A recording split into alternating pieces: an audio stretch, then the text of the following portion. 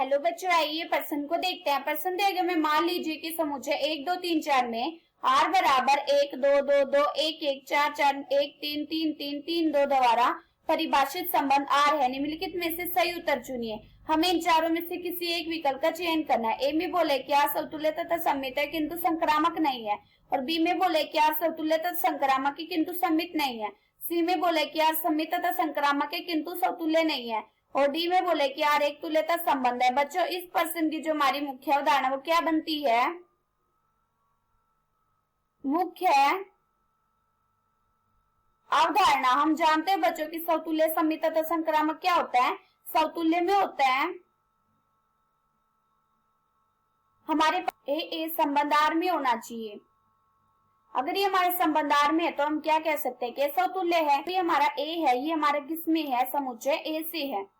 जैसे हमारे पास समुच्चय ए में है अवयव 1 2 और 3, तो यहाँ पे क्या आएगा? यहाँ पे आएगा 1 1 2 2 3 3। वो हमारे किस में होने चाहिए? संबंध आर में होना चाहिए। अगर ये हमारे संबंध आर में है तो हम क्या कह सकते हैं कि ये समतुल्य है। और सममित में क्या होता है? सममित में होता है हमारे पास अगर ए बी है वो हमारे संबंध आर में है तो इसका उल्टा भी हमारा संबंध आर में होना चाहिए। मतलब हमारा बी ए बी किस में होना चाहिए? संबंध आर में होना चाहिए। अगर हमारा बी ए बी संबंध आर में है तो हम क्या कह सकते हैं कि ये सममित है। और संक्रामक में क्या होता है?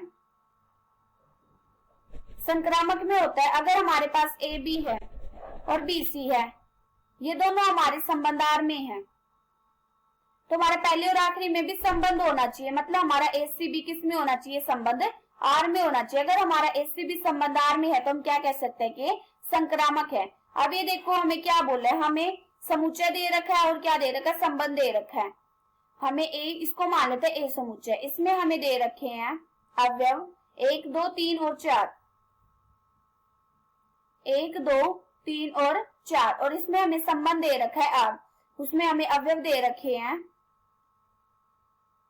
1 2 2 2 1 2 2 2, और इसके बाद 1 1 4 4 1 1 4 4 3 3 3 2, और इसके बाद 1 3। अब ये देखो हमें इस संबंध आर को चेक करना है कि क्या ये समतुल्य सममित तथा संक्रामक है। सबसे पहले हम चेक करते हैं कि क्या ये समतुल्य है। समतुल्य में हम जानते हैं हमारे पास क्या होता है? दोनों अवयव बराबर होते हैं और वो हमारे संबंध आर में होना चाहिए। और ए हमारे किससे होता है? समुच्चय ए से होता है। अभी देखो समुच्चय ए में हमारे पास क्या क्या अवयव है? 1 2 3 4, इसका मतलब 1 1 2 2 3 3 4 4, ये हमारे किस में होना चाहिए? संबंध आर में होना चाहिए। अगर ये हमारे संबंध आर में है तो हम क्या कह सकते हैं कि जो हमारा आर संबंध है वो क्या है? समतुल्य है। अब ये देखो 1 1 भी है, 2 2 भी है, 3 3 भी है और 4 4 भी है, तो हम क्या कह सकते हैं कि आर संबंध समतुल्य है। अब हम चेक करते हैं कि क्या ये हमारा जो संबंध है आर वो सममित है। सममित में हम जानते हैं अगर हमारे पास ए बी है वो हमारे संबंध आर में है तो इसका उल्टा भी हमारा संबंध आर में होना चाहिए। मतलब बी ए बी हमारा किस में होना चाहिए? संबंध आर में होना चाहिए। अब ये देखो जैसे हमने लिया 1 2, हमने यहाँ पे ले लिया 1 2, वो हमारे किस में? संबंध आर में, तो इसका उल्टा क्या होगा? 2 1, क्या वो हमारे संबंध आर में है? नहीं, ये हमारे संबंध आर में नहीं है। देखो ये हमारे संबंध आर में नहीं है तो हम क्या कह सकते हैं कि जो ये हमारा आर संबंध है वो क्या है? सममित नहीं है, सममित नहीं है। अब हम चेक करते हैं कि जो हमारा आर संबंध है क्या ये संक्रामक है। संक्रामक हम जानते हैं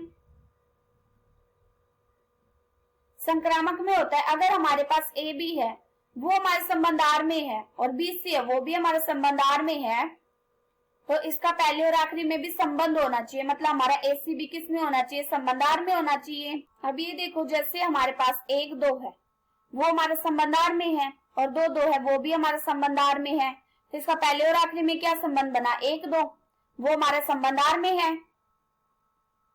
अब ऐसे जब हम और लेते हैं जैसे 1 1, ये हमारे संबंध आर में है, और जैसे 1 2 है वो भी हमारे संबंध आर में है, तो इसका पहले और आखिरी में क्या संबंध बना, इसका 1 2 वो भी हमारे किसमें संबंध आर में है।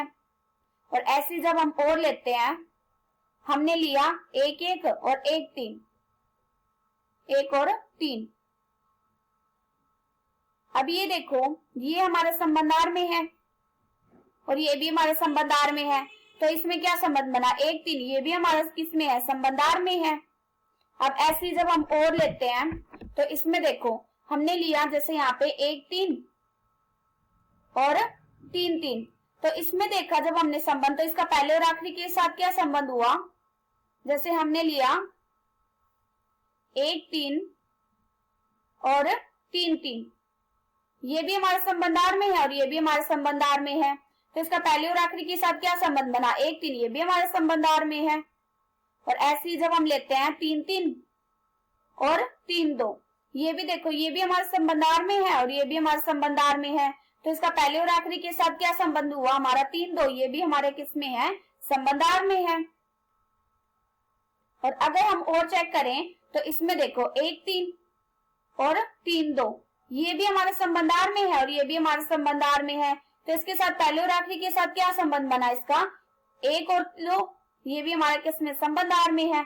और ऐसे जब हम एक और चेक करते हैं तो यहाँ पे देखो 3 और 2 है और 2 2 है, ये भी हमारे संबंध आर में है और ये भी हमारे संबंध आर में है। जब हम इन दोनों को आपस में देखें तो हमारा पहले और आखिरी के साथ संबंध क्या बना, 3 2, ये भी हमारे किसमें संबंध आर में है। तो हम क्या कह सकते हैं कि जो आर है वो हमारा क्या है, आर संबंध हमारा संक्रामक है, संक्रामक है। इन चारों में से किसी एक विकल्प का चयन करना था। अब ये देखो, पहले में तो हमें क्या बोला है कि ए हमारा समतुल्य तथा सममित है, लेकिन हमारा सममित तो आया नहीं है, तो इसका मतलब पहला तो है नहीं। दूसरे में क्या बोला है, समतुल्य तथा संक्रामक है किंतु सममित नहीं है, यही तो निकला हमारा, समतुल्य संक्रामक निकला लेकिन सममित नहीं है। तो हमारा कौन सा विकल्प सही है, विकल्प नंबर बी। आशा करती हूँ कि बच्चे आप सबको समझ आया होगा। धन्यवाद।